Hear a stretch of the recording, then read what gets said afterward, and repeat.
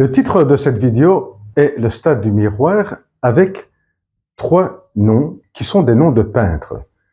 Le premier, Giuseppe Arcimboldo, peintre du XVIe siècle, un peintre italien. Deuxième peintre, Jérôme Bosch, peintre hollandais, à cheval entre le XVe et XVIe siècle. Et troisième peintre, Francis Bacon, né à Dublin et meurt à Madrid, peintre du XXe siècle. Et au fil des explications, on va comprendre pourquoi est-ce que le fil conducteur de ces trois peintres est le stade du miroir. En tout cas, pour certaines références de tableaux, ce qui concerne Jérôme Bosch. Commençons par le premier peintre italien, considéré un maniériste, et voyons la particularité de l'ensemble de ces peintures.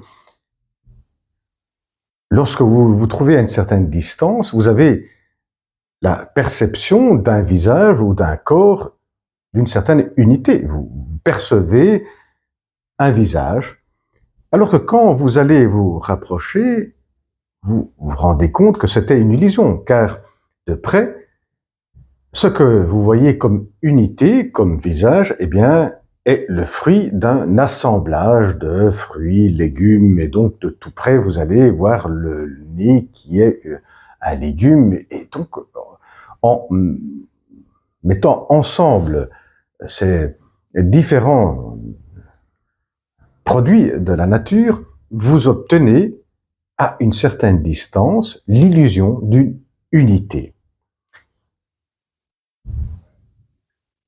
Voyons le lien avec le stade du miroir. Eh bien, pour Lacan, souvenez-vous, j'ai déjà consacré plusieurs vidéos au stade du miroir. Ce processus qui commence à 6 mois et s'achève à 18 mois, où l'infant, l'enfant, le bébé, parce qu'il est très petit au départ, va se reconnaître dans l'image reflétée sur un miroir. Et sans aller trop dans les détails du stade du miroir, le point qui nous intéresse ici, souligné par Lacan, c'est que cette reconnaissance de l'image reflétée sur le miroir comme soi-même, accompagnée par une jubilation, témoin d'un investissement libidinal, eh bien, donne une unité là où encore l'unité n'est pas présente, car il y a une immaturité neurophysiologique, c'est-à-dire que encore l'enfant ne maîtrise pas le mouvement de son corps, premièrement, et puis il y a tout un morcellement du corps, la perception de la main d'un côté, la perception des pieds, des jambes, de ce qui ressent à l'intérieur, tout est perçu comme disloqué. À partir du stade du miroir, eh bien, ces parties-là qui sont vécues d'une manière disloquée et séparée, eh bien, trouvent une certaine unité, mais cette unité reste illusoire, reste fictice. Pour cette raison, Lacan parlera de registre imaginaire. C'est dans l'illusion imaginaire que se retrouve cette unité. Alors que dans le réel, eh bien, cette unité n'est pas présente. Eh bien, voilà le lien avec ces tableaux de Giuseppe Arcimboldo. On a une unité du visage, du corps, alors que si on va tout près, si on va dans les détails, on s'approche, eh bien, il y a un corps qui est morcelé.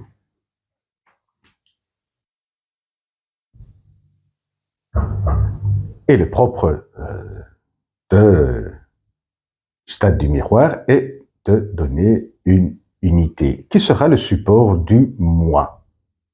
Et là, on peut également faire un bond, une association avec le moi comme il avait été décrit par Freud dans la deuxième topique, le moi et le ça. Lorsque Freud nous dit que, au fond, le moi n'est rien d'autre que un assemblage de plusieurs moi, c'est-à-dire de plusieurs moments d'identification avec l'autre. Grande énigme pour Freud, mais qu'est-ce qui fait qu'on puisse avoir une unité, hein? Et cela peut expliquer également les personnalités multiples, disait Freud. Donc là aussi, on voit le lien qu'il y a entre le moi comme il a été décrit par Freud et ces tableaux de Jérôme Bosch, de Giuseppe Arciboldo. Et le moi, pour Lacan, comme on l'avait déjà dit, eh bien, trouve son support, se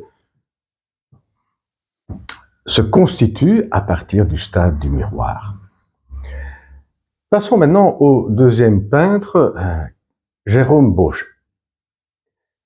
Et là, c'est Lacan lui-même qui se réfère à ce peintre dans un écrit intitulé « L'agressivité en psychanalyse »,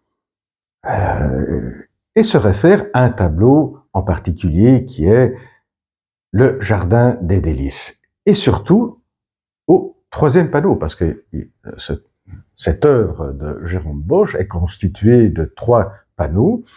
Il se réfère surtout au troisième panneau, là où les damnés souffrent les peines de l'enfer. Et si on regarde la description, si on regarde les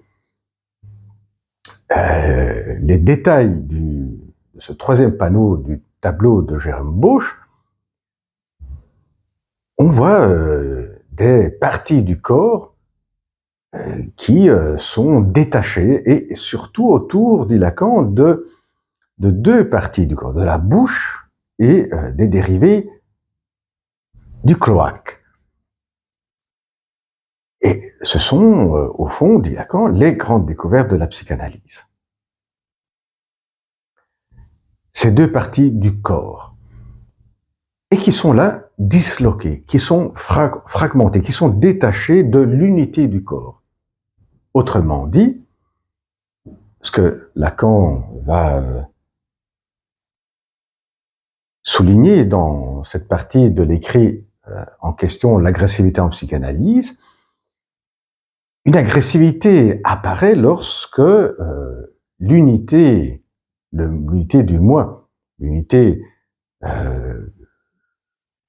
de cette image qu'on a de soi-même est mise en péril, et alors là s'ouvre le gouffre où ce que l'unité, de manière fictice, illusoire, donnait de la partie du corps morcelé, eh bien, fait surgir les parties du corps morcelé, et donc là, ça déclenche une agressivité très forte et une angoisse de morcellement.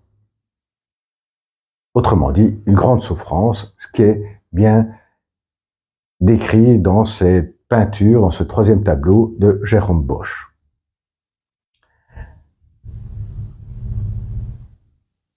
Et pour terminer, le troisième peintre, Francis Bacon. La particularité de certains de ces tableaux est de peindre, de montrer des visages déformés. Un détail qui n'a pas échappé à Winnicott lorsqu'il reprend le stade du miroir de Lacan. Ici, on ne va pas reprendre Winnicott, pour lequel c'était la description ou la peinture de ces visages déformés, le témoignage d'un regard de la mère qui n'était pas rassurant. et donc qui va donner une instabilité, qui va déformer sa propre unité du soi. Et voyons Lacan,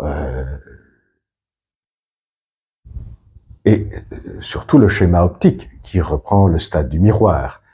C'est que l'unité de notre propre moi, et donc l'image qu'on a de soi-même, qu'on prend, qu'on assimile de l'image reflétée sur un miroir, bien, l'unité de cette image sera dépendante du regard de l'autre. Mais soyons plus précis, le regard de l'autre se concrétise par des mots, par des signifiants, par l'idéal du moi, par les idéaux du moi.